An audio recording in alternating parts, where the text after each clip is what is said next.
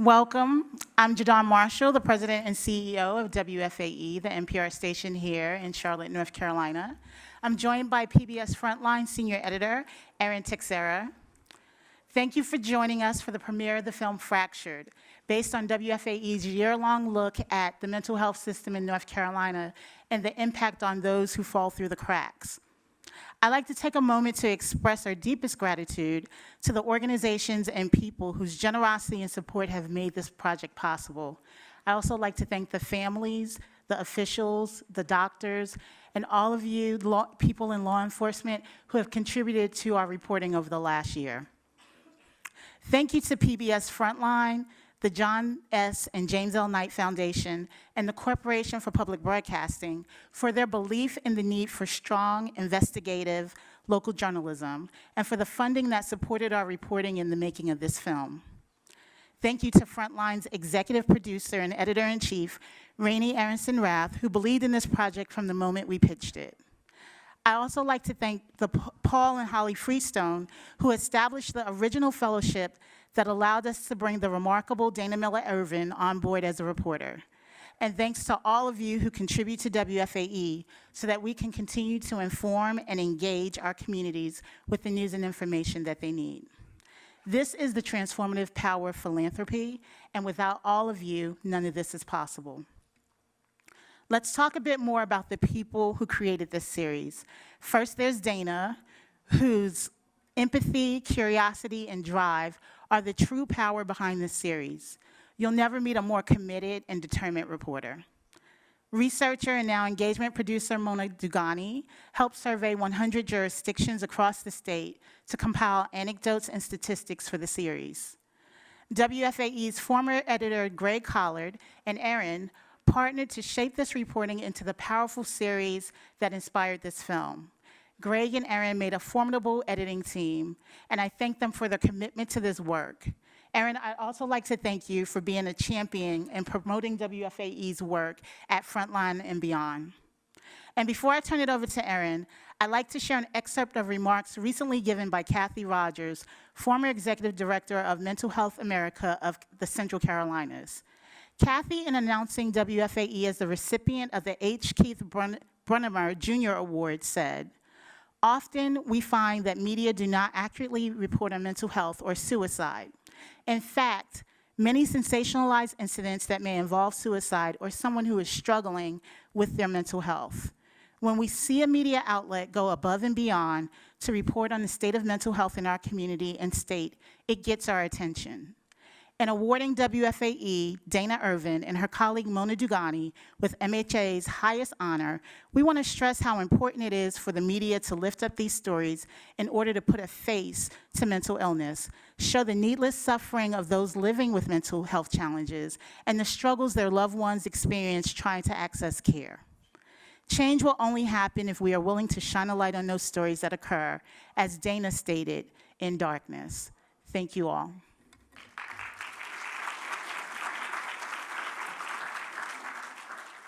Thank you, Jadon. I'm Erin Texera. I'm Frontline's editor for local journalism, and we partner with amazing newsrooms such as WFAE. So we were beyond thrilled to support the station's radio work. It was just, it was the honor of my year. But we at Frontline are filmmakers, and as we say, seeing is believing, and seeing is feeling. And there's nothing like the intimacy and immediacy of film. The depth of Dana's reporting made clear that she had the access, and the stories could not have been more important. So we're very proud to continue our partnership with WFAE to make this film. And a few thank yous. If you've ever noticed the credits in a film, you'll see there are dozens of very smart, dedicated people who work tirelessly on projects like this. I want to take a moment to say thank you. In the credits, Robert Benincasa and Julia Ingram, along with Mona Dugani, compiled the data. Natsumi Ajisaka, fact checker. Nina Chaudhry and Rainey Aronson-Rath at Frontline, along with everyone else at Frontline. Nelson Ryland, the editor. Director Débora Souza Silva captured the heart of a very complex investigation and showed it to us on screen. Of course, thank you again, Dana. Journalism is nothing. Finally, thank you to everyone who spoke to us on and off camera. Many of you are here tonight. Journalism is nothing without your voices. So thank you for speaking with us and trusting us. And finally, thank you to the inmates and their families. All too often, they're invisible, they're unseen, their voices unheard. And we hope that through this film, we can all see them and hear them just a little more. Thank you.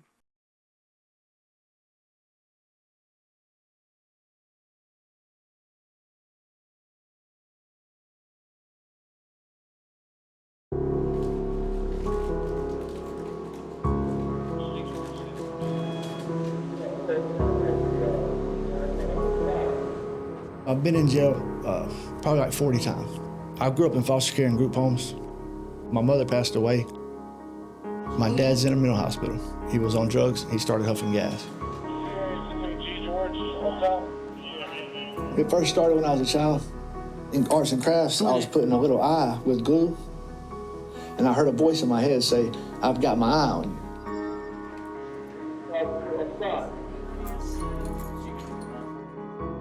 And I called the Secret Service, the NSA, the FBI, the ATF, the DEA. No one's done anything. If I'm being terrorized, if I can't get help from the police, I got over 100 police reports, and no one's done anything. I don't want to be held responsible for whatever type of attack that might be next, because I'm trying to stop it, and nobody wants to help. Appreciate you guys for taking the time to listen to me.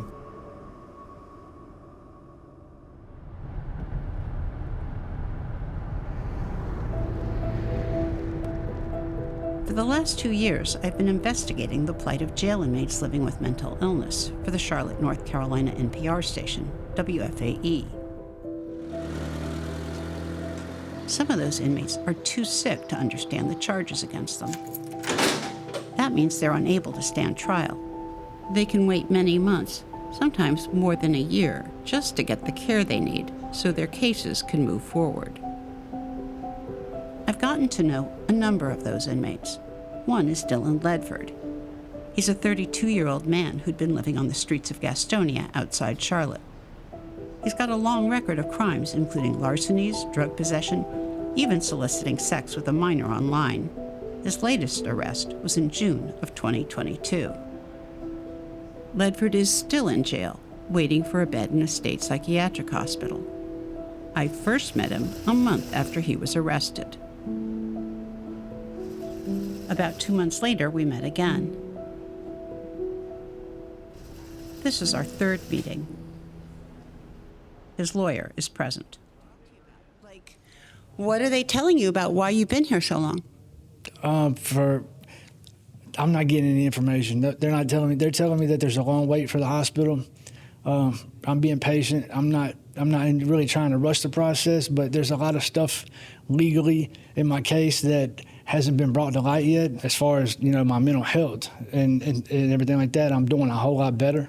I'm still hearing noises, of course, but I'm still hearing voices, and it's like a tape. It's like they're playing it on a tape. Like it's right here, right beside my ear, and it's a tape. So like when I look at something, like if I look at that restroom sign right there, it would say restroom. It's like playing a recording of what it is, and it knows I'm going to be looking at it before I look at it. It's like predicting me looking at it. Yeah, Ledford was arrested for allegedly calling a school to warn that there was a bomb on the property. 911 523, what's the address of your emergency? Person has called the building today, gave his name, identified himself, and said, "We have explosives buried on the grounds at Bessemer City High School." He said they were under a pile of dirt near a bus. We're not sure where he's talking about. No explosive device was found. According to Ledford's attorney, an evaluation stated that Ledford appeared to have delusions and paranoia associated with schizophrenia. Like many inmates who live with serious mental illness, Ledford doesn't think he needs medication. I've seen 2 doctors on the computer here. Now, there's a lag delay, and what this artificial intelligence is capable of doing is capable of changing the conversation and spoofing the entire conversation. So when I'm talking to the screen, it's capable of changing what they're saying and what I'm saying. But I really don't think that it's medicine that I need. I need resources to defend myself. I need defense. Oh, All right, I guess this is you. Listen, thank you again. Thank you. We'll be in touch. All right, thank you so much. After he'd been in jail for about 7 months, a judge said that Ledford's mental health prevented him from understanding the charges against him and assisting in his own defense. So under the U.S. Constitution, Ledford was found to be incapable to proceed to trial, or ITP.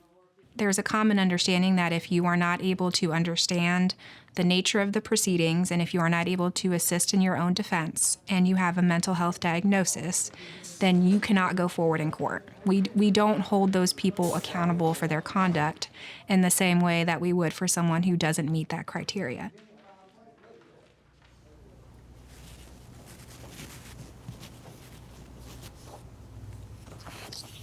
This is Dylan Ledford's file. And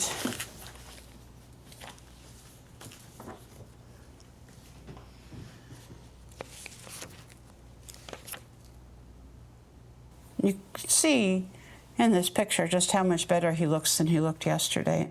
He wants so badly for people to understand what he believes is endangering everybody. Before they can stand trial, ITP inmates like Ledford need to have their mental capacity restored. That typically happens in a state psychiatric hospital. They get medication if they need it, and lessons like these about the court system. Once both sides have presented their case, it is then up to the judge or jury to decide if the accused is guilty or innocent.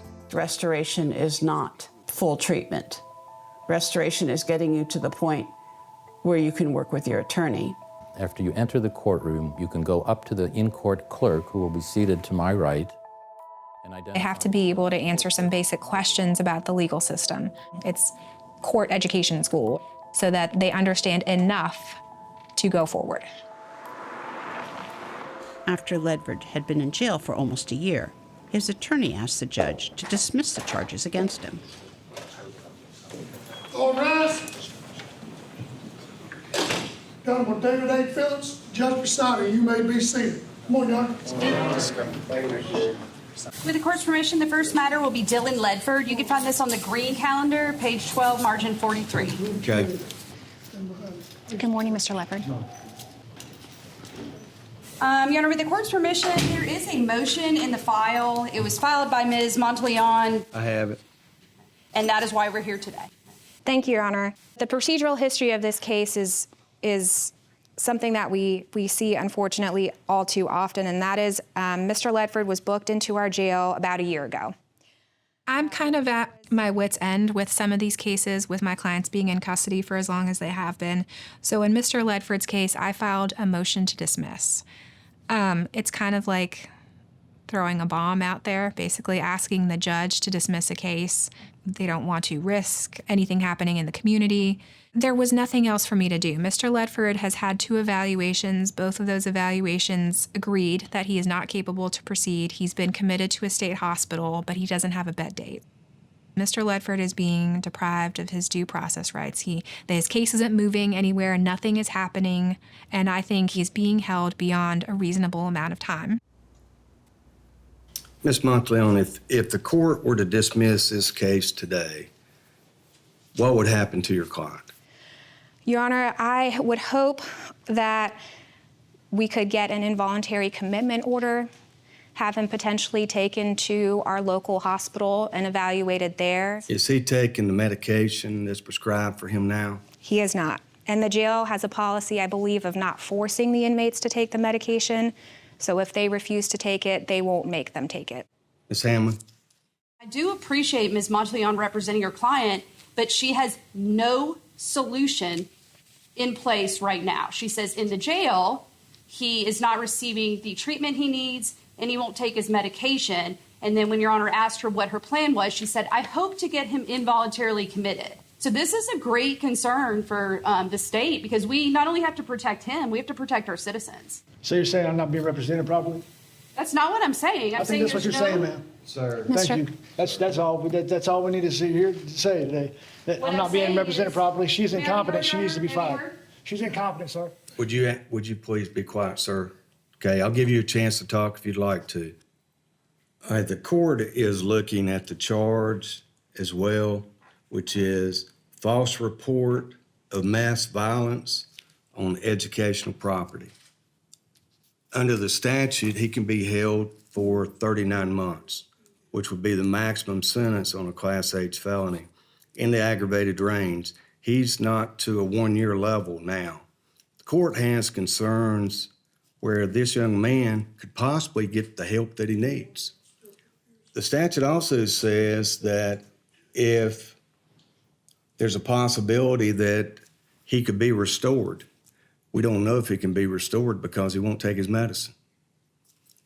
And his evaluation stated that they believe that he could be restored with help through Broughton Hospital. Therefore, for all those reasons, your motion to dismiss is denied. Thank you for hearing us, Your Honor. Thank you.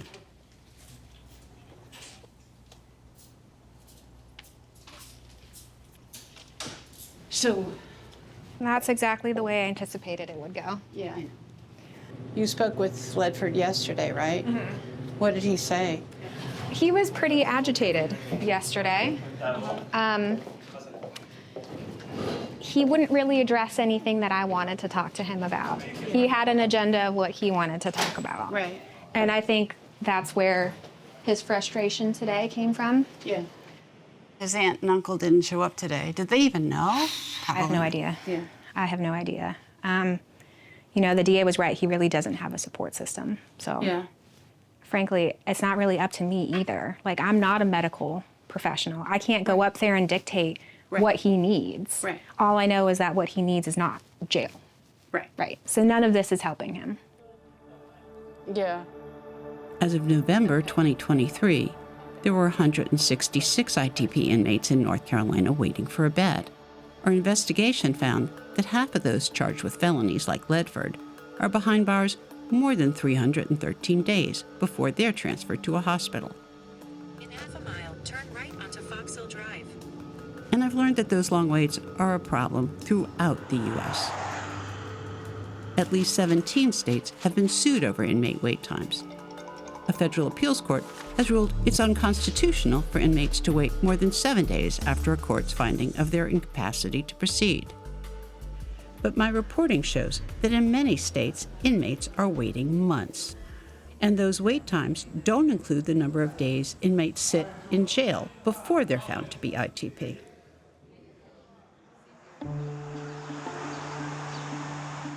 It's important to say that the long waits to basically have their capacity restored or even to get a bed, that's kind of the lesser problem. WFAE hosted a town hall on the problem of people living with mental illness who end up in the criminal justice system. The bigger problem is that we didn't have what we need to treat the mental illness that actually led that person to the criminal justice system in the first place.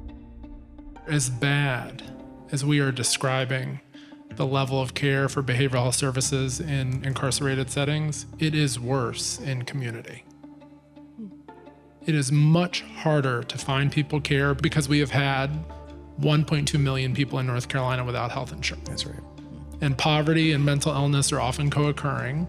And this is why I need the legislature to hurry up and pass a budget so I can expand Medicaid to begin to try to fill this gap. But I just want to be clear that we are making up for a past sin here where we have never treated behavioral health like on equal measure with health broadly, and we have never prioritized it as part of primary care. A lot of these people don't have family anymore, right? So their family members may have tried and given up, and after a while they just burned out. In the 60s and 70s, during JFK, big promises that we were going to move from these large institutions to these more community-based settings, and large institutions started to downsize and some closed, but the community settings never came. Under this legislation, custodial mental institutions will be replaced by therapeutic centers. In 1963, John F. Kennedy signed a law that funded community mental health care, so people could get treatment outside of large institutions. It should be possible within a decade or two to reduce the number of patients in mental institutions by 50% or more. The new law provides the tools with which we can accomplish this objective. Despite JFK's initiative, community mental health care was vastly underfunded, and those with severe mental illness faced care and housing challenges, and many states found they'd cut too many beds. North Carolina eliminated nearly half of its state psychiatric beds over the last 2 decades. By 2016, the state was ranked one of the lowest in the nation in hospital beds per population. Staffing shortages during COVID only made wait times worse. I spoke to dozens of people about the issue. Everyone told me they were frustrated. The judges, the DAs, the healthcare providers.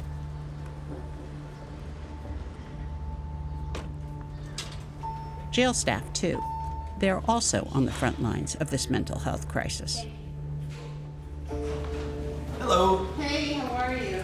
I met with Durwin Briscoe, the chief deputy of the Cleveland County Sheriff's Office, about an hour outside of Charlotte. So we're gonna go down this hallway to the housing. Okay. We house 324 inmates on a daily basis. What percentage of the inmates you have here now do you think have a mental illness?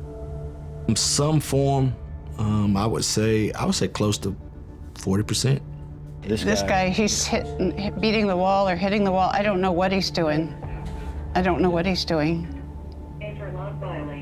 How many would you say, what percentage is serious mental illness, like a psychosis or something? Probably about the 10% of the individuals that we have in our facility. Those are inmates that are either on some type of isolation, where it may be because of their suicidal, or if they got clothes on, they're not suicidal. He doesn't have any clothes on, so he has a suicide smock, so it tells me that he is some form suicide. Suicide. Okay. Yeah. So with these individuals, the officers have to physically see them 4 times an hour to make sure that they're okay. I've seen a study that indicated people with serious mental illnesses are more likely to be arrested for low-level crimes. Is that what you see? I do. And it's because they're not getting the help that they need on the outside. They're committing very small crimes, second-degree trespassing or disorderly conduct, and they will end up getting arrested time after time after time. How many people right now do you have who are incapable to proceed? Currently, we have about 6 individuals that are incapable. How long have they been waiting for a bed? We have an individual that's been waiting about 8 months, but we had one that was been here for over a year that was waiting. So long waits are pretty common. It is. This is personal for you, right? You told me you have a nephew here who's incapable to proceed. Yes, ma'am, I do. What's that like for you? It's very difficult because I know this individual and I know the things that his family has tried, numerous approaches. I have him involuntary committed, taking him to outpatient care to get him the treatment that he needs. Chief Briscoe's nephew, Devontae Watson, is 31 years old. He's facing 3 charges, including assault on a law enforcement officer, which allegedly occurred when he was arrested for stealing his mother's car. Watson has been in jail since July of 2022. He was declared ITP 4 months later. Like Ledford, he's been waiting for a bed at Broughton Hospital. They feel that the system has failed them. Not only has it failed them, it has failed him. So much so that it got to the point where now he's inside of our facility because of not being able to get the help that he needed on the outside.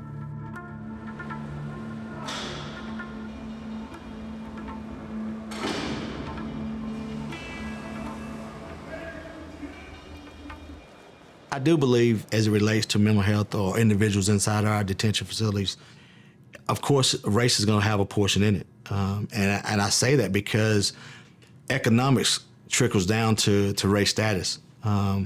Oftentimes, I feel like based on your race, you may get offered less things than anyone else may be.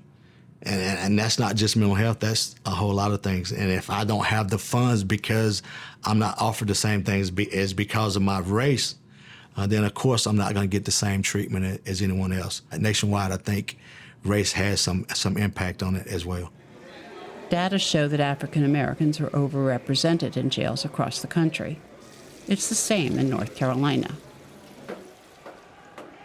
After we spoke, Chief Briscoe took us to the floor where inmates are housed.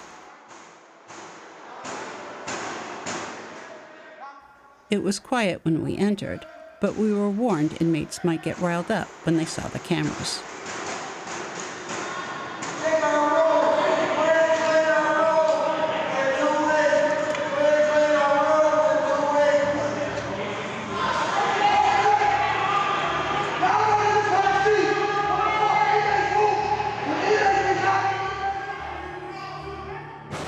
Most detention officers work 12-hour shifts, and a growing number of the inmates they work with live with mental illness.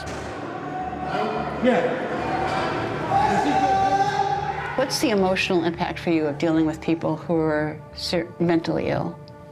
Man, it's definitely not easy. You know, it's something you have to deal with on a personal level and try not to be able to take it home with you. Sometimes you're going to leave your family just to come here and may have feces thrown on you, get cussed out just for little things. Try to care for people who don't even care for themselves. We've had officers here injured, you know, from people that suffer from mental illness. What kind of injuries have you seen? I've seen, you know, I watched a guy, he got kicked in the neck, and it got him pretty good. He wasn't able to come back to work. So, You think detention officers have to deal with PTSD because of the job? I can give you an example of one of mine. Like, if I go into a room, I need to be able to see the door. We're not professioned to deal with mental health people. That's not our job title. Our job title. I think there needs to be more mental health facilities and mental health professionals to help with some of this, because the jails are getting full of them. I mean, and the system really needs to take a hard look at it, because the longer that they spend in here, the crazier they're going to get. Jail is not a mental facility. Mental facilities are built for a reason, and that's where those individuals need to go. While county jails are required to provide health care, many don't have much funding. Without proper treatment, inmates can get worse.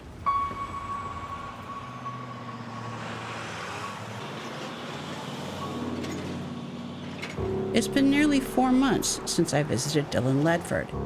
His last attorney switched jobs, and his new attorney, Matthew Hawkins, called to tell me that Ledford's mental health has been deteriorating.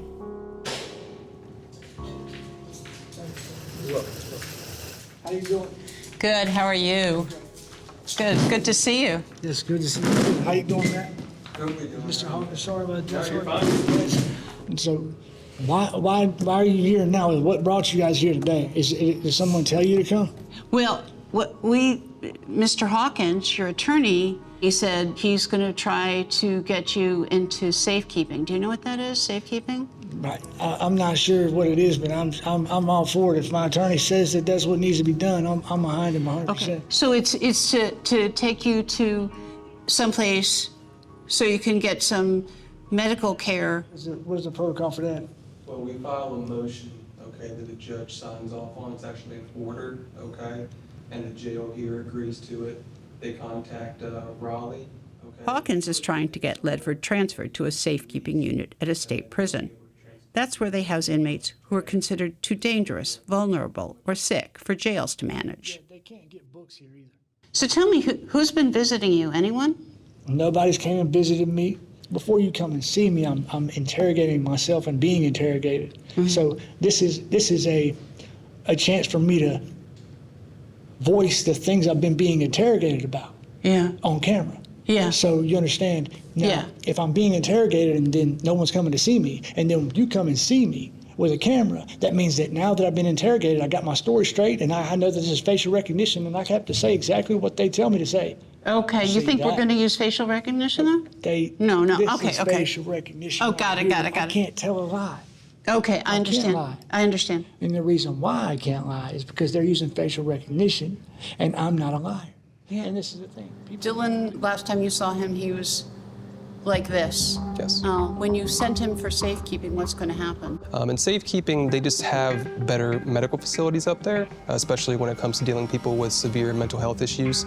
So he would stay at safekeeping, hopefully until his bed at Broughton is ready. He's still, 10 to 15 people deep on that waiting list still. To me, there's nothing worse than where he is now.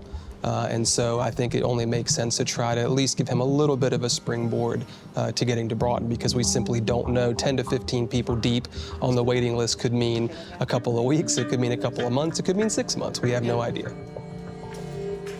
Thank you, sir.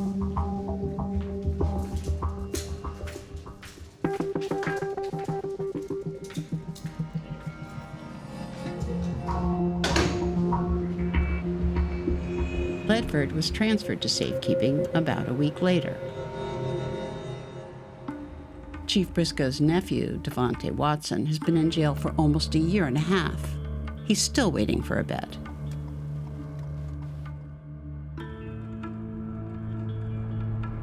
I truly feel like the longer he sits in jail, it changes his mental status and he's continuing to go downhill.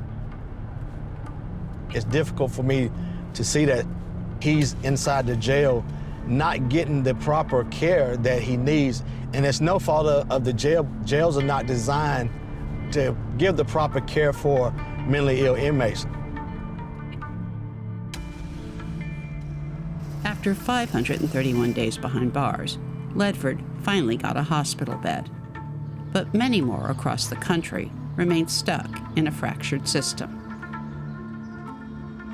People who are in this process of being found incapable and being committed to state hospitals, I think there should be a heightened responsibility for those people. Those are people who may not even understand that what they are doing is wrong. If we want to have a community that is functional, that prioritizes everyone's success, then we need to look after the most vulnerable people, and that's exactly who these people are.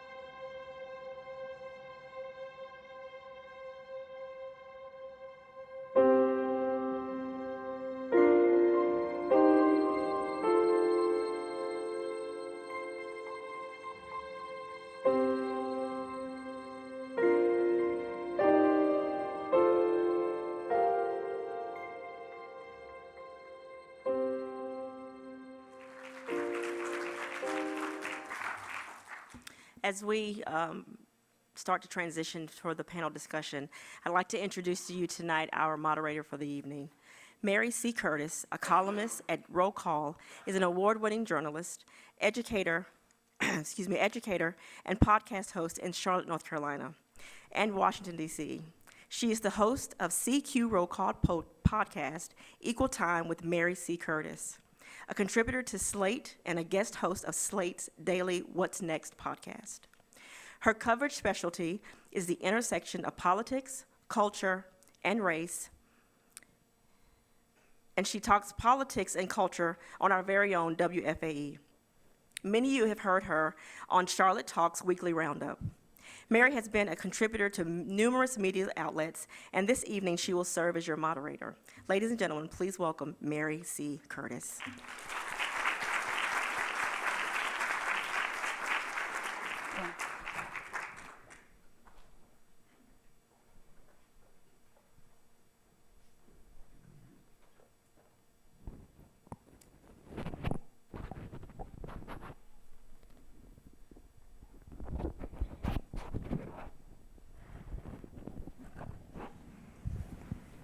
all, can you hear? Thank you all for coming this evening and watching this really informative documentary feature. We have a great panel, and I also want to note that quite a few people who were in the film and who were involved in the making of it are in the audience, and we hope to get them involved in our Q&A and our conversation, which we hope everyone will join in after we start off with a few questions on the panel. And everyone, please think of questions for our wonderful panelists, because we will have time for discussion in a little bit. So I want to introduce, of course, our panel. You will be familiar with many of them because they were in the film. We have the, of course, reporter and the host. You saw the questioner in the film, Dana Miller Ervin, who is the lead reporter for the Fractured series on WFAE. She's an award-winning journalist. She's worked at 60 Minutes, CNBC, CBS This Morning, and Nightline. She has 3 Emmy Awards for investigating, reporting, and research, as well as a Peabody Award and an Alfred I. DuPont Award. She's also served as a senior nonpartisan investigator for the U.S. House Appropriations Committee, digging deep into big government programs. Thank you for coming this evening, Dan.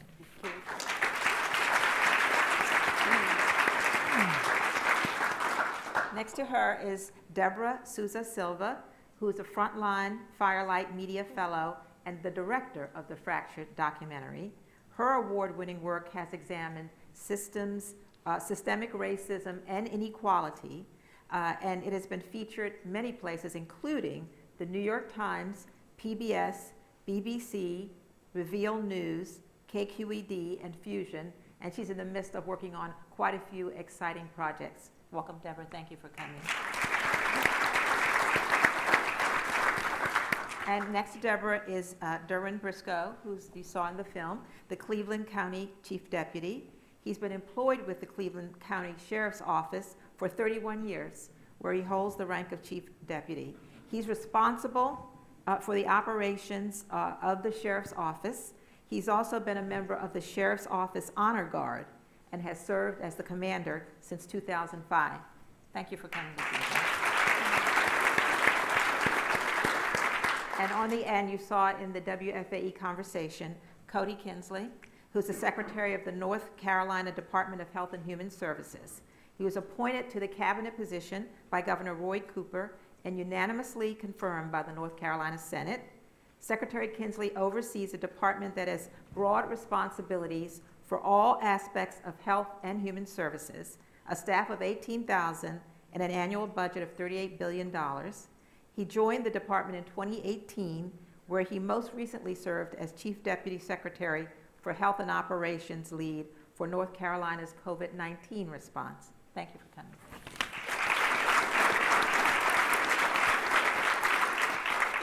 So Dana, first of all, I want to start with you. We've seen the documentary, and I wonder if you can give us an update, first of all, on the people and the cases highlighted in the film. Any developments on Devontae and all the others?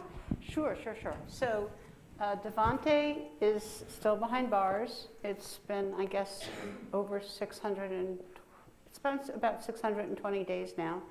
And Chief Briscoe was just telling me before the film he's been he's been found incapable for more than 400 days? Over 450 days. Over 450 days. So, and then Dylan did go to Broughton. He did get restored. He was responsive to medication. Dylan refused continuing services after he got restored. He didn't want to be connected to housing and things like that. So he wants to go back to the shelter. So he was returned to the Gaston jail, and where he's awaiting his release pending a potential problem with a warrant from another jurisdiction. And we can just hope that he stays on medication when he's released and in a shelter, because it's not always that easy. Thank you. Débora, I know WFAE ran that series of stories about people caught in the fracture between the mental health and the criminal justice system. What made you think, I want to do a film about that? Yeah, thank you for the question. As Erin Teixeira mentioned, I came through this story, this project, through Firelight FRONTLINE Fellowship. And I've done stories on the criminal justice system before, and in early conversations with Erin, who is right here, she told me about this story. She told me about Dana's investigation. And I think I just found it a really unique approach because she was examining the intersections of criminal justice and health care and how that, the cracks in the system affect those the most vulnerable people, those living behind bars, those behind bars living with mental illness. So I think the first step I did was I listened to all the episodes, and honestly, I think each and every episode could have been a film because they are so important stories. But I think when I listened to the one that, listened to the voice of defendants living with mental illness, people like Dylan Ledford, I just thought as a filmmaker, it's usually so difficult to get your cameras in those space, right? To get to know those people, their stories. And as Dana had mentioned early on, you cannot understand their challenge unless you see them, unless you hear from them. So I immediately thought that this is, the focus, and then we decided together, right, that this would be the focus of the film. She had talked with many defendants. We explored doing stories and different people, but I feel like Dylan's name kept coming back because Dana had already, I started this film the film project a year ago, but she had already been on that investigation for a while, with WFAE. So his name kept coming back, and there was the motion to dismiss that his attorney, Veronica Monteleon, who is actually here. You want to say? Yeah, so Veronica, thank you so much for helping us with access. Also, Matthew Hawkins is here. And we also have Officer O'Brien, right? That's correct. Officer O'Brien? Yeah. Who you see. Thank you so much for helping with access and for being in the film and helping us understand the story. So the last thing that I want to say, one of the first scenes that we filmed was Dylan's motion to dismiss, which Veronica was working on. And I remember at that point we didn't know what the focus would be, who we were going to follow. But Dana was very strong about we need to film that. So we came, it was we had a week to prepare, and we came, and I'm so glad we did, because once I was there in that courtroom filming, that's when I understood what are the challenges that these people face, right? The judge goes through this challenge of making this very difficult decision of having to send him back, to jail. The attorneys, really hard to navigate those cases, right? And of course, the defendants themselves. That was the time that I understood this is so challenging, and I'm so glad we filmed that. And that was the moment we started to film with Dylan. I noticed you used the word challenging, and there must be all kinds of unique challenges when you have to shoot a film about mental health. How sensitive to be. What are some of the unique challenges that you face? Yeah, well, there were many, but one of them was, of course, it's really hard to get cameras inside of jails, and I remember we were also talking about the angle of there's a shortage on hospital beds, and I remember I was maybe we should film something around the area to show, but how can you do that, right? There's so much privacy. There is laws that protect the privacy of medical records, and access is one of the challenges. But again, Dana had been reporting on this for 2 years. She had really developed trustworthy relationships with all the sources. Her radio series was coming out, so she was very instrumental in the access portion, so that helped. But I think the biggest challenge was if you listen to all of her radio series, like all of the episodes, like there is so many important things. How do you fit that? Everything that is important in a 25-minute film, right? So I believe that was the biggest challenge because, of course we had to make difficult choices, leaving very important things out of the film. But I always like to say, when we were at the edit room, we're like, oh, we can't fit this, it's so important. But I hope the film, I always tell Dana, this is a slice of her reporting, right? It's like a slice. This is the beginning. This is the beginning. You should need to look to the other series pieces, I would say. You were going to It better not be the beginning. Chief Briscoe, I'd really like to get you into the conversation. You've been a jail chief for many years. Give us a temperature on the situation. Is it getting worse, do you think? It is. I started working in the sheriff's office in 1992. Back then, when dealing with mostly mentally ill, there wasn't that many. But now, on a day-to-day basis, we're dealing more and more with mentally ill individuals that's getting arrested, that's coming inside the jails, that we're having to somehow, some way, take care of those individuals, make sure that they're safe. So yes, it's grown majorly over the 31 years that I've been in law enforcement. Why do you think that is? The lack of resources on the outside of the facility, outside of jails. And without those resources, these individuals are not getting the proper help that they need, which causes them to commit crimes. And once they get in the cycle, they don't have the mental health services, they're getting in the cycle of getting arrested. And once they get inside the jail's not the place to give them the proper care that they need.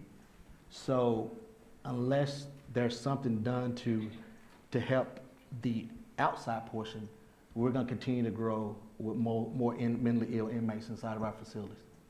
Secretary Kinsley, the film does end talking about the steps that North Carolina is taking to address the problem. The state did finally expand Medicaid.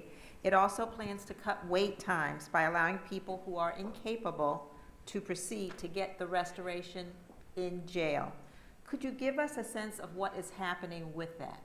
Yeah, I'd like to first just start and thank Dana. This story is such a hard story to tell, and when she hit wall after wall trying to get time with me, she stalked me at a mental health town hall meeting in Morganton and made a run at me, and it was the first time I had spoken with someone who understood the depth that I could trust, and we invested the time. And I'm so grateful because you captured this. For me, this story breaks my heart because it's not just a waste of life, it is also such a waste of resources. Yeah. We are spending so much money in all of the wrong places where we could put that in a better place. And I am so deeply grateful. We have members of the General Assembly here, Senator Jim Bergen and others who led the effort to make it possible for us to finally expand Medicaid. And we have, as of today, nearly 390,000 people fully insured.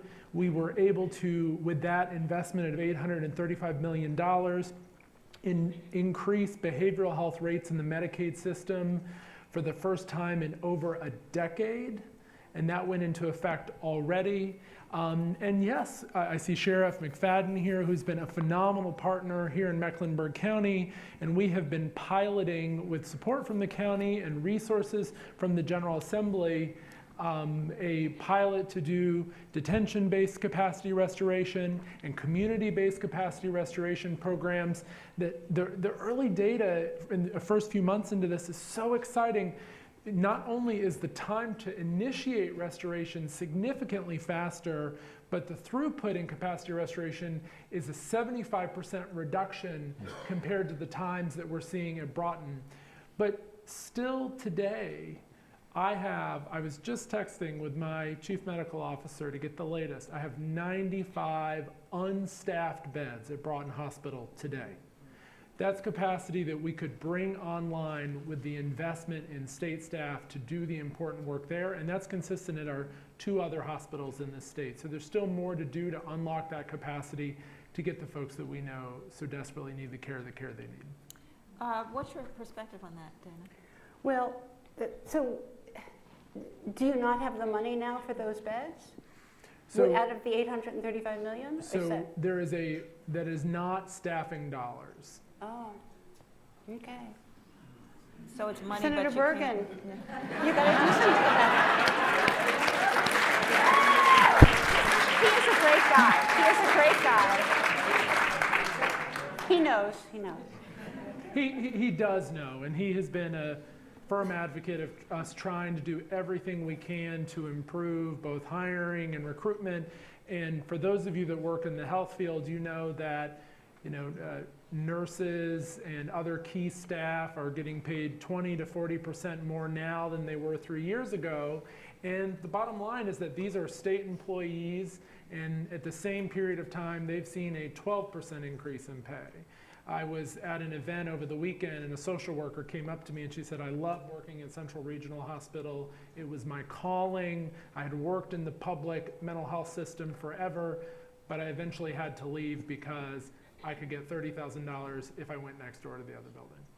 But let me answer your question, because on the restoration, on the in-jail restoration, so it cuts wait times, and I guess I understand we're expanding not only in Mecklenburg, we're going to have beds now in Wake County sometime this spring.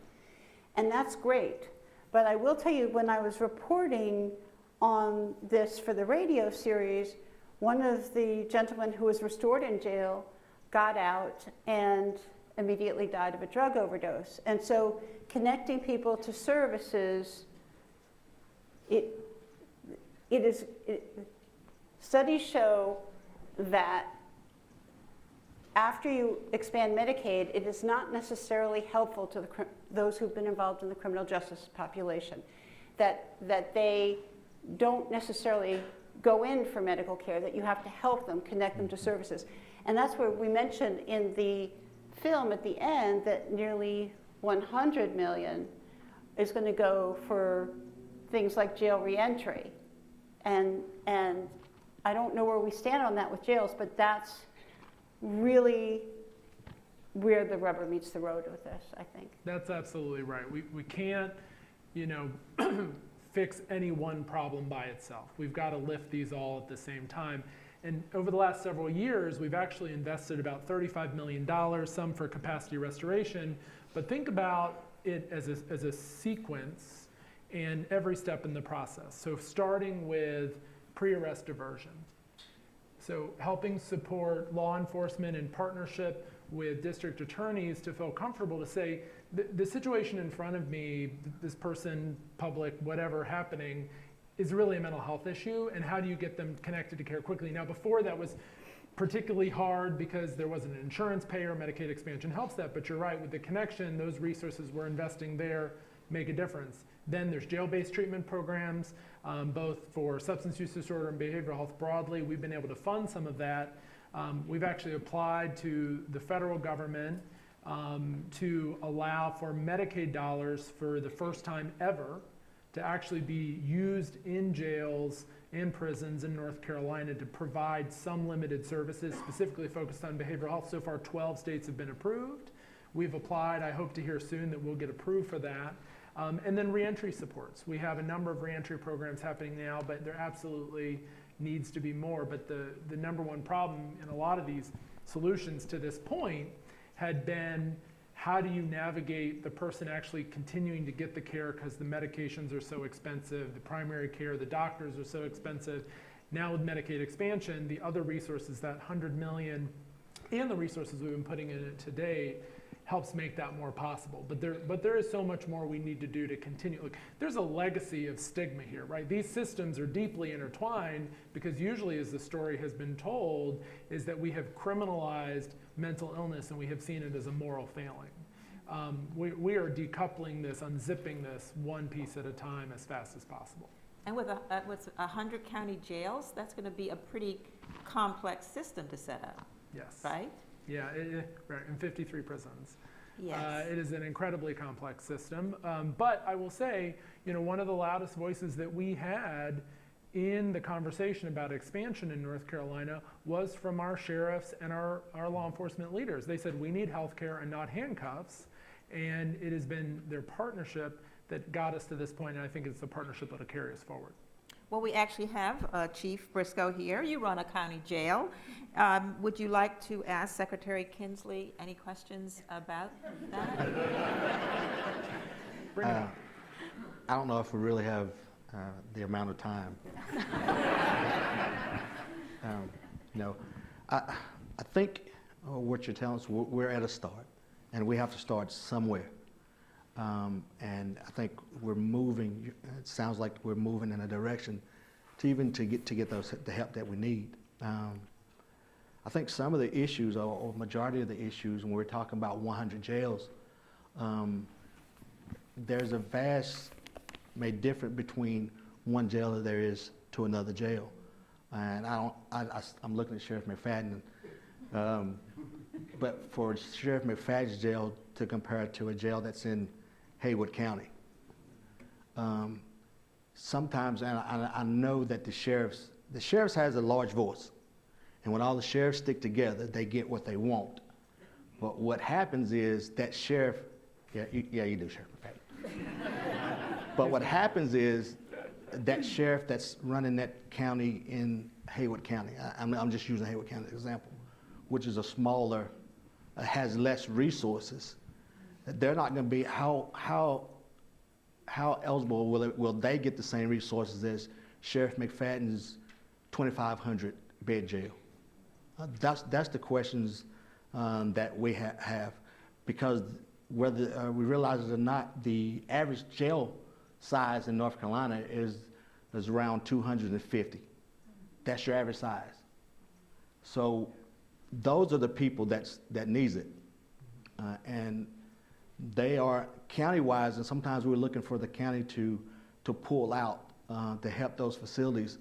And if you got a county that's a poor county, they don't have the funds, they don't have the resources to help. So that's where we have to lean on the federal government, and that's where I think we need the more help than we can anywhere. I completely agree, and that's where I start. People that are in jails and prisons need to have access to health care, period. And there is an original sin here, which is that Medicaid was blacked out and was unable by law, by federal law, to provide services for people in jails and prisons. And this needs to be fixed. The Biden administration has figured out a way for us to try to work around that and nibble at the edges, but it's insufficient.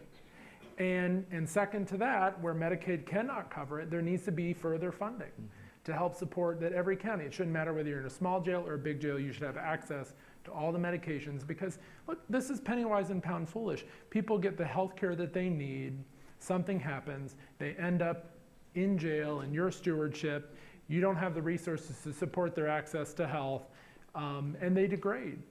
And when they leave jail, it is both horrible for that human being, but it is more costly for us to try to get their health care restored, whether it's mental health or physical health. These things are all deeply intertwined. And so having any part of a process where there's no resources to support them costs us all more in the long run. And we have got to fix that original problem. Well, it seems, Secretary, that a lot of this funding, the programs are going to be funded in year 2. And as we all know, we're in the middle of an election year. There's going to be an election in the middle of that. If asked, will you stay on to make sure the programs are well designed and rolled out? I feel like he planted that question. That is not my decision. That is my partner's decision. Okay. It is an honor.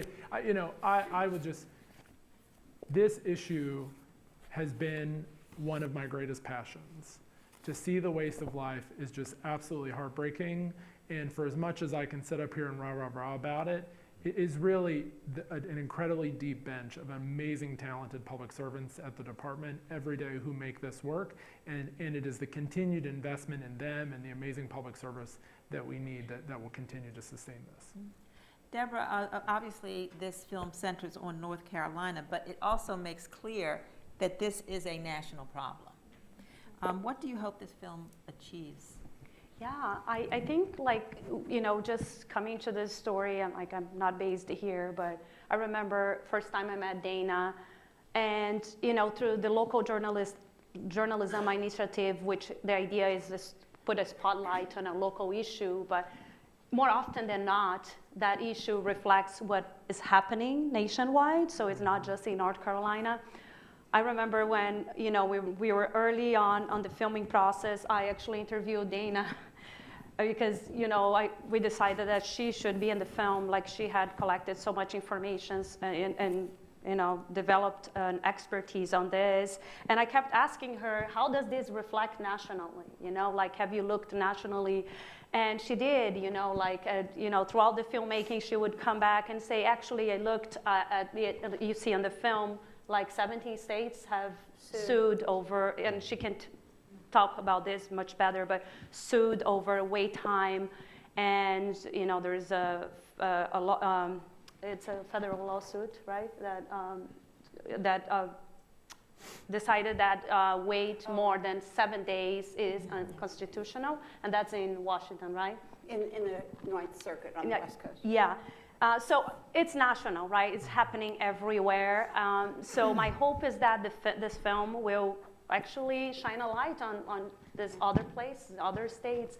I was actually telling Dana, like, are you planning to go, we need a Dana in each and every state to collect, because the data doesn't exist, right? Like, it didn't exist here. She and her colleagues at WFAE had to build that data because, you know, like, there is like all these anecdotes like of this is happening, but if you don't have data, how do you measure the problem, right? And I think like many states don't even have data. So I know you wanted to take vacation, but I think yeah, we need a lot of Danas. Dana, before we throw it out to the audience, of course, we could see your work and your passion. You've lived this story. You met the people and spent time with the people behind the statistics of being in jail so many days and years. Do you have a question to ask any of the panelists or a statement you want to make about something that you come away from making this film with?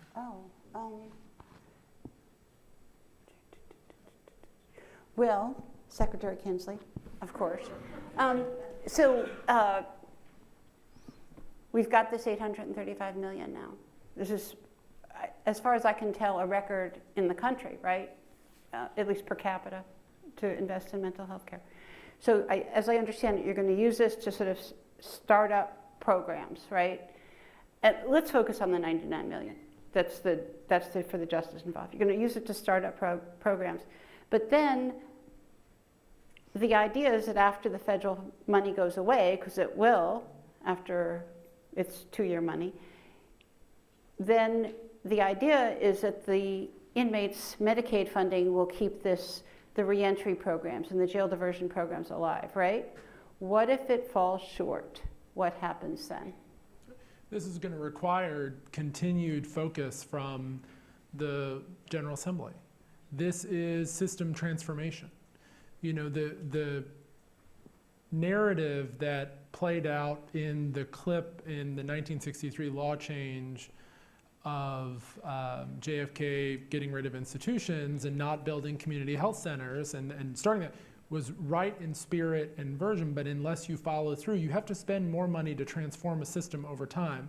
You know, this is going to require continued investment. I do believe that with the application we put to the federal government to bring more Medicaid dollars into jails and prisons, that will help augment that greatly. The investments in more community-based services that are part of all the rest of not the $99 million to do more behavioral health urgent cares, more facility-based crisis centers, gets to the chief deputy's point about how do we put more services on the outside so that we're preventing folks from ever getting to the point where they're getting into jail.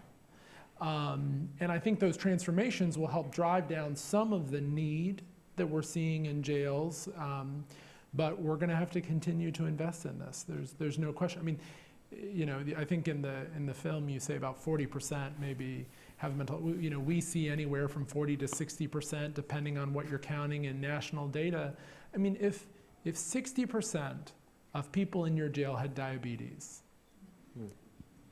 we would ask a lot of questions about why is a health issue getting so deeply conflated with our criminal justice system, and we've been ripping it apart so fast. And that's the way we have to tackle this issue to continue to push forward. So will that 99 million sustain this? No. But this is an important down payment and jumpstart to try to pave a path forward that is worth continued investment, and I believe it is. Do you think it will take a societal shift on how we think about mental illness and treatment as a disease, as something that needs to be dealt with, whether in the criminal justice system or in our communities when the folks go back into the communities? Absolutely, without question. I mean, I think that this, one of the, perhaps I believe, silver linings of the COVID pandemic is that we all experienced loneliness leading to depression and isolation for some of us, anxiety leading to fear, or fear leading to anxiety. We knew family members that experienced COVID in a way that put mental health in our minds in a way now that people talk about it. That there's an empathy to it that we understand and see more differently. There's still a great deal of stigma out there, and we have to, I think, each tell our own personal stories to try to fight through that. And hopefully we will get to a place more and more over time where people see mental illness as a disease, where treatment works and recovery is possible, and that we would be willing to take it on and talk about it just as much as we talk about someone being sick with cancer or having diabetes. That foundational change in our society has got to reverberate through every aspect of our treatment system and how we work through this, and it's going to be a continued journey. But I am hopeful. I'm hopeful because a state that is notoriously divided politically, that has been the centerpiece of a lot of really creative electioneering, that has pushed forward on a number of fronts, had Democrats and Republicans, people from both chambers, both parties, all branches of government come together to accomplish, Dana, what you pointed out is a record-breaking leading thing. And in addition to that, investment made significant changes to the way our behavioral health system works, expanded Medicaid, and is frankly just getting started in what we want to try to accomplish together. And I think that leadership of folks coming together was only made possible because of the hope I think people see to rise to this moment around mental health. Dana, he used the word hope coming out of this. Do you have any reasons for seeing some hope in this? In North Carolina? Yes. Well, yeah, and with the amount of money, but I mean, look, we've just all said it. It's 2-year money. I mean, we're almost at the starting gate here, right? So we're going to have to wait and see. Be very vigilant. Yeah. Yeah. I know we have, as I said, folks in the audience who were in the film and also others that have questions. I think we have a mic going around. Yes, lots of hands.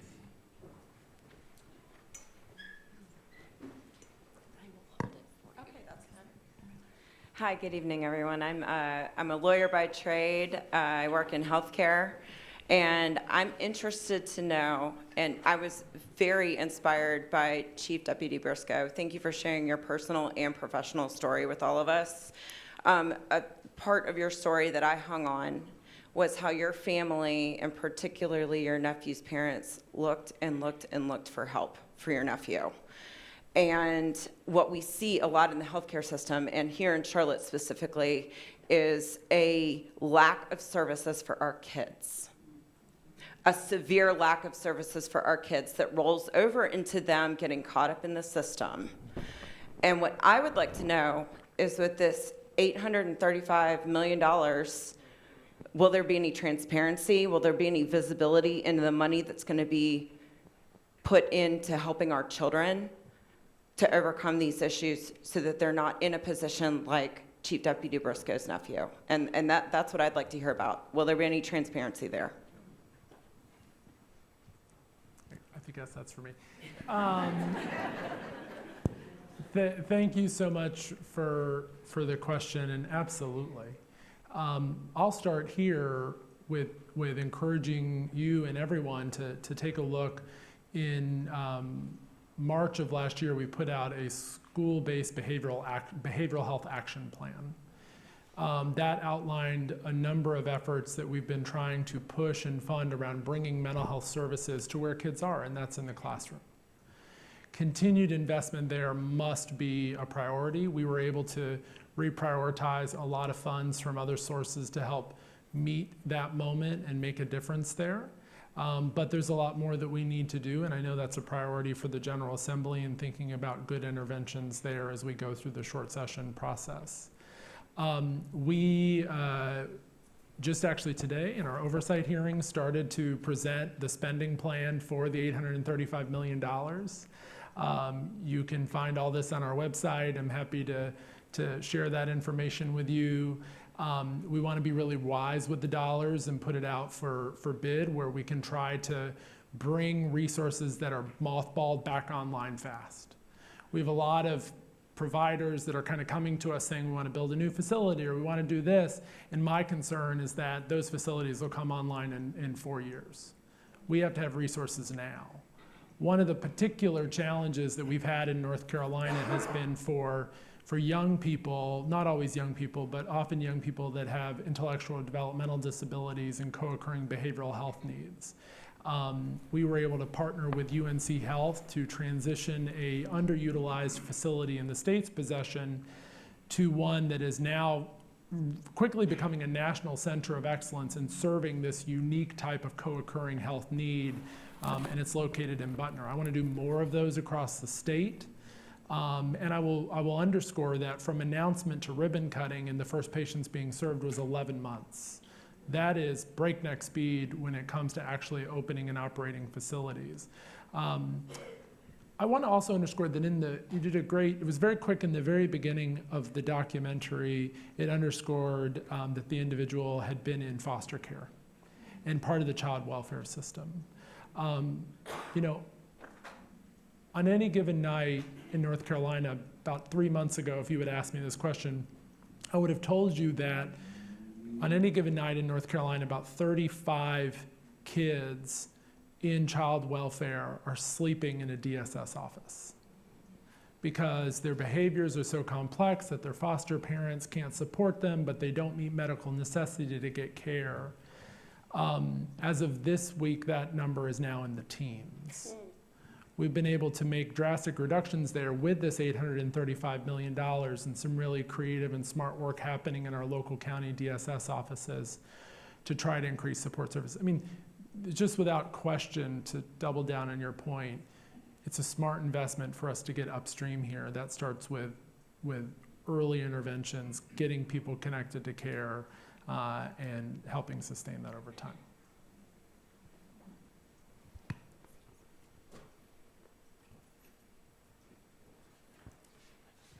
I want to add to what you just said. I got more comments.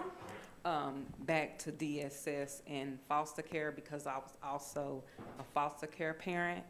One thing that DSS failed, the foster parent, kinship parents, is they do not fully educate the parent on the behaviors that the child is going to display with being away from their biological parent. That's one major issue because I'm an adopted parent. Going back to fractured, my child was interviewed. Well, he didn't get a chance to get interviewed by Dana because he overdosed. But I seen him going in this path that his nephew was going. I was the one that was at the mental health hospital for 8 to 12 hours every time he was in a crisis. So not only is it that way for adults, it's the same way for these children. And not only that, it led me to want to become a family support partner to support families. So I was then able to go work for an agency. And the thing with me is it ain't that the state don't have the money, it's just that the money is not going toward the kids. Because I sat in a lot of luncheons eating all I could eat at Japanese restaurants, and we out having outings at bars, but I can't even get funding for my families. And that's where I have an issue with, because it is some funds there, but they're not being used. So that 835 million, I guarantee you about 500 million of it is gonna be wasted in executive pockets. And that's my comment. So I don't know where to start, because I got too many questions or answers to things, but I was just wondering, with the impact of this funding that's being distributed to the community for the purpose of the mental health. I'm a clinician, I'm also a parent, and I also lost a child. But I want to just ask, because Fracture is speaking about the jail system in general, and it definitely is a need for support in that community. However, I'm wondering how much of this funding is being utilized, the Department of Health and Human Services is involved, to provide for, one, education in marginalized communities that's going to help to break the stigma, because that's what it's about.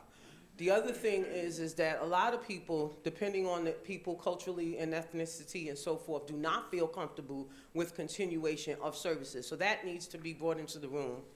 And also, how do we utilize part of this funding, not just for mental health providers, not just for services. First of all, I'm a mental health provider. I'm a clinician. I haven't seen an increase in I don't know how long, really. If it wasn't for COVID, I wouldn't have got them few dollars. But on the other side of the fence, I'm wondering how much is going to be utilized towards housing, because a lot of the issue is not just the resource around jails, because we can keep building jails, but we also need to be building some housing situations and putting other resources in the community that's going to help people to sustain in the community. In the community, not in the jail system, but in the community, so we don't have to keep building jails. I'm happy to, I feel like I'm talking too much, but I'm happy to jump in here and hit a few things. One is, 80% of what drives health is not what happens at the provider's office. No offense, right? It is everything you're saying. Access to healthy food, access to housing, access to transportation, access to safety. North Carolina has the first in the nation pilot to use Medicaid dollars through our Healthy Opportunities pilots to actually provide people access with those supports. We've had hundreds of thousands of people get access to food boxes, temporary housing supports.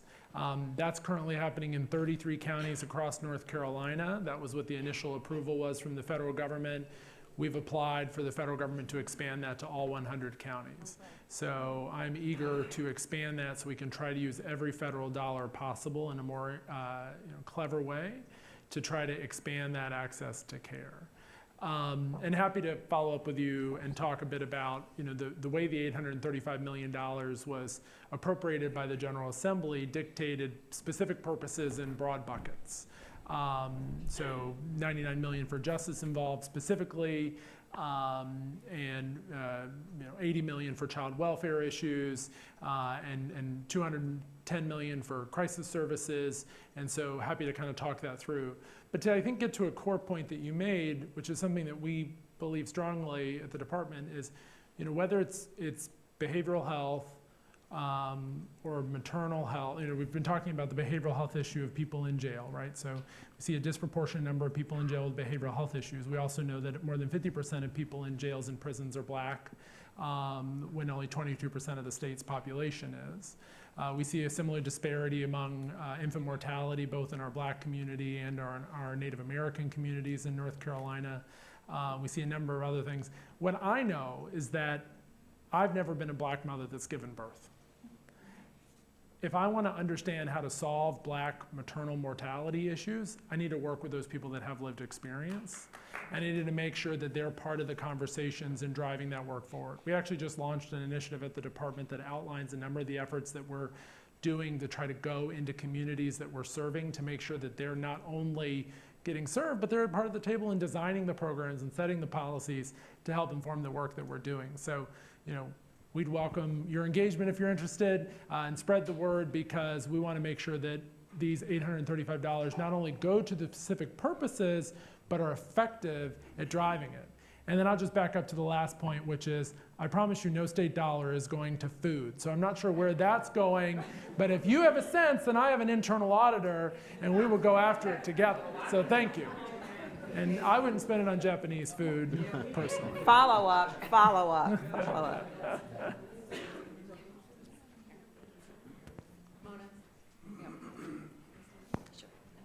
Oh, okay. Thank you. So I'm Commissioner Susan Rodriguez-McDowell, and I just wanted to ask you if you could speak to sort of maybe the human capital side. So I know that even in our budget meeting today, we were talking about how there's just not the human, the pipeline. How can you speak to how many of those dollars are going to go to creating more mental health workers? Hopefully, I think we have a good number here today, but how do we ramp up those numbers so that we actually can provide those services? Because I think someone mentioned there was 100 beds, but I guess it means there's not workers. And so it kind of seems like we have to really work on the human capital side. And so can you speak to that a little bit, and how much of the $835 million is going towards that? And just help us know how are we gonna pull this off? Because this is all those numbers really represent people. And so can you speak to that a little bit? Thank you. Sure. So I'll come after a few ways. So first, my primary problem in the state hospitals is not being able to find the people. It's not being able to pay competitive salaries. So that is a bit different. The second thing is, right now we have a lot of people getting care, but they're getting care in all the wrong places. And so transitioning folks from emergency departments into primary care will definitely require staffing to shift there as far as what is prioritized in the health system, but that's going to take time. Getting people that are primarily getting care in EDs that are in rural communities and then reinstilling the primary care access in those rural communities will take time, but that has been their only option because people in rural communities are 3 to 4 times as likely to be uninsured. So part of it is about moving the human capital into the places that are more efficient and more upstream, that are going to render more value for the people and for the system, and putting the incentive dollars in the right place that will do that, and that transformation will take time. But you're absolutely right. There is not an industry right now, healthcare, Bojangles, that doesn't have a shortage of staff. And one of the areas that I'm particularly concerned about is our direct support professionals. These are individuals that care for folks with disabilities in their home or folks that are aging. They do critical work. Over the last several years, the essentially base wage in North Carolina has moved somewhere between $16 and $18 an hour. And yet our direct support professionals are getting paid $14 or $15 at best. They're going to leave that work, even though they're passionate about it, to go do something else. That problem plays out in every aspect of the direct care system, of the healthcare system broadly, and there's very long reports and 18 strategies that I've outlined for us to try to do that, and I'll send you a beautiful copy, and we can kind of work on it together. But the thing I will leave us with is I want to go back to my favorite new person at the Japanese restaurant who, to underscore something she said, which is being a family support peer, we are underutilizing people with lived experience in this state. Peer support professionals, whether they're family support, who better to, we talk about the trauma of a child that's had a very heart-wrenching experience, but that family is going through trauma also in that same moment. Who better to help walk that family through that experience than someone who has lived it and walked it and then been trained appropriately and credentialed and given all the support they need to make sure that they go through that well. And so that's why just about 3 weeks ago, we launched with these resources a new peer support line so that folks can call a peer and be on the phone with them 24 hours a day, 7 days a week to get access. So how do we use everybody at the table? How do we, yes, we need to get more doctors and nurses and behavioral health clinicians and everybody through all the credentialing process. And there's lots of little pieces about what frees that up. But we also have a lot of talent around the table right now that we're just not maximally using. We have to do that better too. This will be our last question. I'm so sorry. Thank you. So as a public defender, I'm happy to hear that it sounds like my clients may be getting more services in custody, but I am concerned, kind of piggybacking off that point, that that's going to make people more comfortable with them staying in jail because the DA's office, other individuals may say, well, your client's receiving services, so it's actually best for them to be in custody right now. And that, I think, is doing a huge disservice because even if they may be getting some kind of care in jail, it's still a cage. And how do we prevent that from happening while at the same time supporting the people in custody?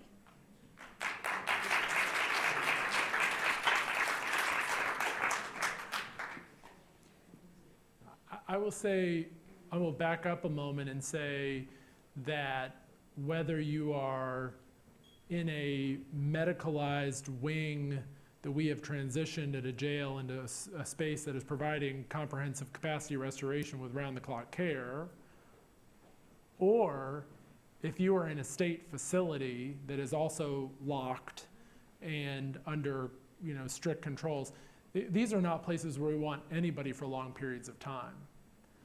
Where we want people are in communities with assertive community therapy and treatment, with housing supports and caseworkers and people that are help monitor and support them.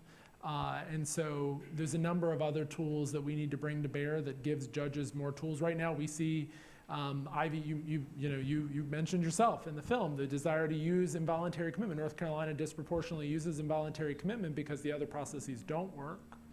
And so we need to help provide more tools, so that's not the only tool. There's other things around outpatient commitment and various other things that can be tools we can bring to bear that are things we're fighting for and we're going to push for in this session, but it goes back to the other tools. As far as helping people move through the jail process, I think that is what we all want. We want folks to be deemed capable to proceed. We want them to be able to move expeditiously to trial so they don't decompensate while they're waiting for jail. Because right now, you've probably seen it play out where if they do eventually come to the state psych hospital and we've worked with them to get their capacity restored, what we often find is we send them back to jail and then they have to wait too long for trial because there are no medical services happening in other jails. Then they decompensate and then they come back to us and they cycle through. That's why we think having those services in jail closer to folks. There's also something we're not talking a lot about here, which is that, and this is an area where North Carolina is still lagging behind, and I want us to push forward, is a lot of these crimes, you speak more authoritatively on this than me, please, are crimes that frankly would, for those people, had they not had a mental health issue, they'd be released to bond. And so we're piloting community-based restoration programs right now where the DA and the judge and y'all can agree, not a lawyer, to release folks to these community-based programs, and they're being underutilized. Because they're too scared. The judges and the They're very, that's exactly right. And that's where I think we have to, we're working with leadership in the court system and the General Assembly to try to help people feel more comfortable, because a lot of other states are doing this, right? If you see the end path here being released to bond and pleaded out once they're restored and they're fine, we want to get, those are the people we should be moving out fast and just take them right out the top of the funnel so that we're using our next level up resources in the jail. And then we're still going to have to preserve the state psych hospitals for folks that have the most complex needs, where only that level of care can happen. So it's really about, we've only had one tool and it's been under-resourced and oversubscribed. This is about creating a spectrum of tools for us to be able to use. And I think, as you're highlighting, as fast as we build them, we have to change the hearts and minds to use them. Any final thoughts from the other panelists? Chief? If you can allow me to kind of piggyback off of that, and you're correct, some of the crimes that are committed are small crimes where they're possibly going to get unsecured bonds or getting let back out. But part of the issue is those crimes that those individuals are committing, had they got the proper care or proper needs prior to them committing that crime, they wouldn't have to get an unsecured bond, or they wouldn't have to be turned back out on any kind of pretrial. So what happens is, even though we're getting them out on pretrial or we're getting them out on unsecured bonds, those individuals are eventually going to come back to our facility. And it may be a small crime, but if they're still not getting the proper care on the outside, that small crime is going to lead up to something that's larger, which is going to in turn make them, instead of getting 30 days in jail, they're going to sit in jail for 36 months waiting to go to prison. So I think, to what the lady said back there, I think if a lot of the funding was to be utilized on providing care prior to these people getting into trouble, I think there will be less issues that we will have inside of our facilities. So that's just my point. Again, I want to thank you all for your thoughtful questions, and especially the folks like O'Brien and others from the film who came. If you feel comfortable raising your hand or standing up, the folks who were involved in the making of the film.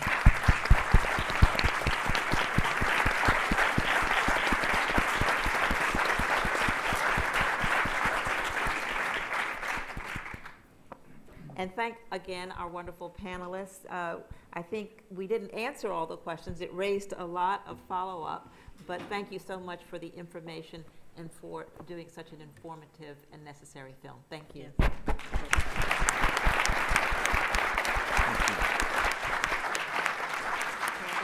This has been a really robust discussion, and I think being able to view Fractured tonight really just begins for us to continue the conversation. We know it's pivotal. We know it's important. Remain curious. Let's not stop the conversation here. Let's continue to talk. Let's continue to be helpful. We'd like to thank you once again for being here this evening, our panelists, all those who have been a part of Fractured. We thank you so much. And again, we hope that you have a wonderful evening, and please be safe getting home. Thank you.